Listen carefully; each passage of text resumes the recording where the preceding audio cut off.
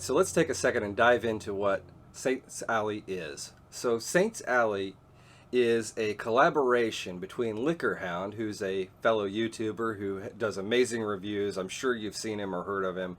He's got a great palate, a great sense of flavor balance and everything else. He's really good. You should check him out. And then it's Ironroot Republic.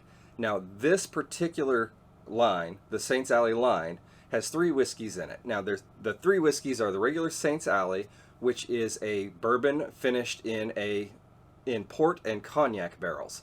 So the second of the lineup is called Heretic, and it is a bourbon finished in rum casks.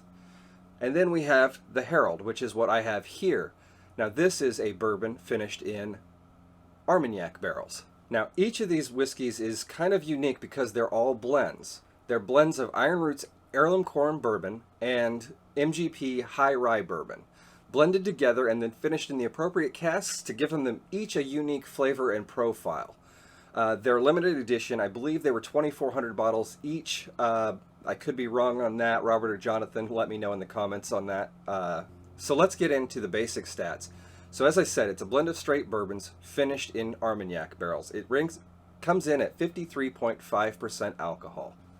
All right, so let's go ahead and see what we've got going on here. I'll just put that anywhere, I guess. So the first thing you'll notice is it's got this beautiful amber color. Very reminiscent of honey, very reminiscent of an Armagnac, and I do find that's really pleasing, especially since we tend to eat with our eyes a little bit, expectations and all. So it's got some legs, it's got a little viscosity, and it's oily.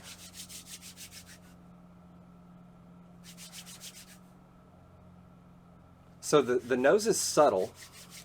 You definitely get that hint of corn. In fact, the corn is probably the first thing I notice. And then there's this a very smooth vanilla.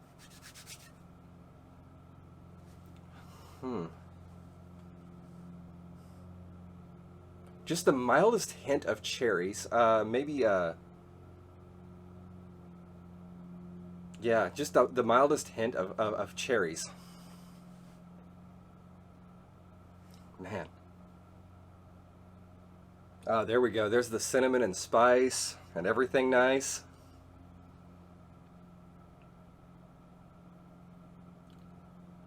And there is the hint of the Armagnac coming through. Now, if I didn't know this was finished in Armagnac, I probably wouldn't call it as that just because I don't have that much experience with Armagnacs. But if you know, it does come through. You definitely pick up on that. It's a very unique and well-balanced nose. It's definitely, it's got some subtlety, but there's still a lot going on. And I really do like that. I could probably spend half an hour here just embracing the nose and finding different notes and characters, because I do find myself finding a little bit more every time I go back to it.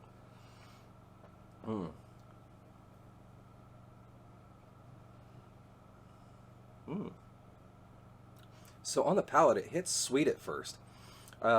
Sweet and creamy. Very, very smooth and velvety. I really, really like that. And you get that vanilla right, it's a sweet vanilla, but not sugary vanilla, right across the palate, right as it comes through.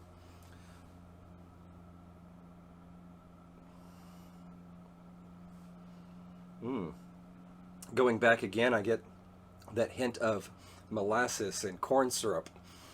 That sweetness, but not overly sweet, not cloyingly sweet. It's really, really nicely, pleasantly sweet.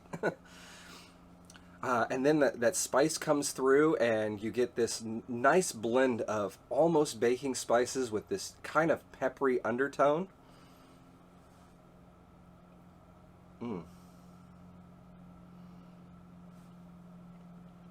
Okay, so yeah, if I had to describe this to you, it opens up at first like a nice, somewhat sweeter Armagnac that turns into this beautiful, well-rounded bourbon character, and then once again goes back to the Armagnac and has that light finish that you like, that light but dry finish from an Armagnac, and I do really like that. The finish is a little short to medium. It doesn't linger too long. It does it's there and it's enjoyable, but it's not an in-your-face finish. It doesn't hang around. It doesn't just cling to you. Overall, just really, really enjoyable dram here.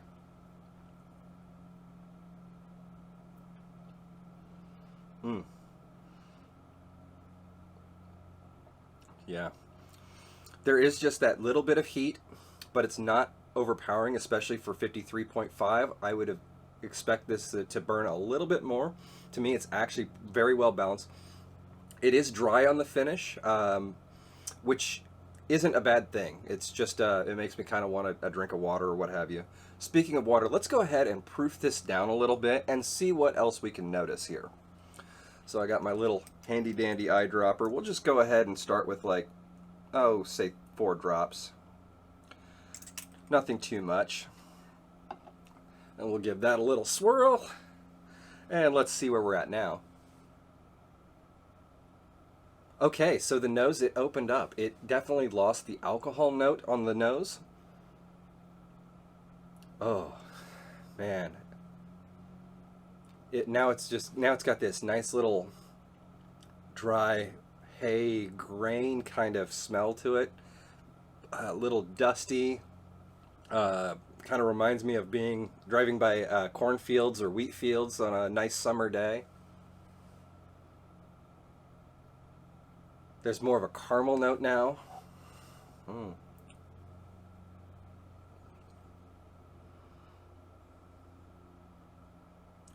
Okay, it didn't make it more aggressive. It actually tamped it down just a little, which I do like. Ooh, the finish brought out more of the Armagnac. So the opening on the palate is still very similar, but man, it took that Armagnac and elevated that Armagnac up. It kind of leveled things a little bit more. Instead of having kind of this nice little smooth roller coaster ride, it kind of leveled it off, but in a nice, pleasant way. It's more of a single arch now. Mm. Oh, there we go. It brought out the rye. So right before the finish, you get this nice little rye spice note that is so enjoyable.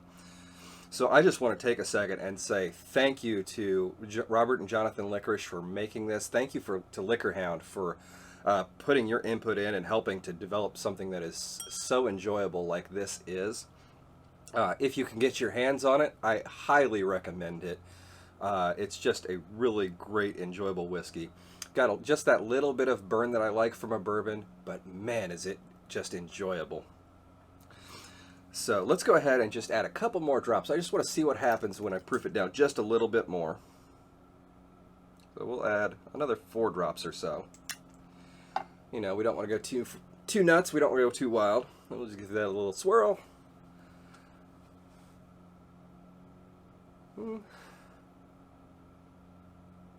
It didn't do much to the nose. Brought it down to a bit more plain, unfortunately, which is pretty expected when I water it down.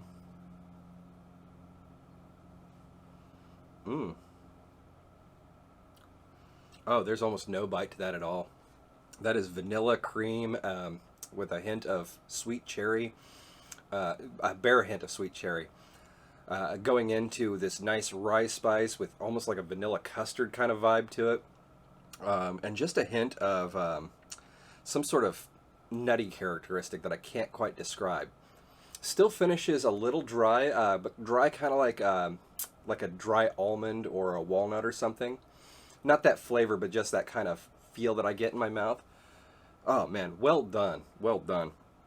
So, like I said, if you get a chance, you should definitely check this out. If you get a chance, absolutely check out the Liquorhound. Thanks again for joining me. I always like doing videos like this where it's a whiskey I've had but I haven't had in a while or haven't reviewed that I can bring to you.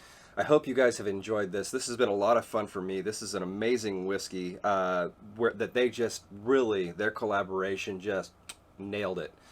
So you should absolutely check it out. So once again, I want to thank you guys for joining me, and I want to thank Robert and Jonathan and the Liquorhound for making such an amazing and interesting finished bourbon. if you get a chance, you should absolutely try this out. It is a very interesting and fun dram to explore and enjoy with.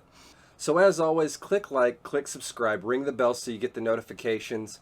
Thanks again for joining me, and I hope you guys have a great and wonderful week. We'll see you again soon. Between now and then, here's to good friends, good times, and good whiskey. Cheers.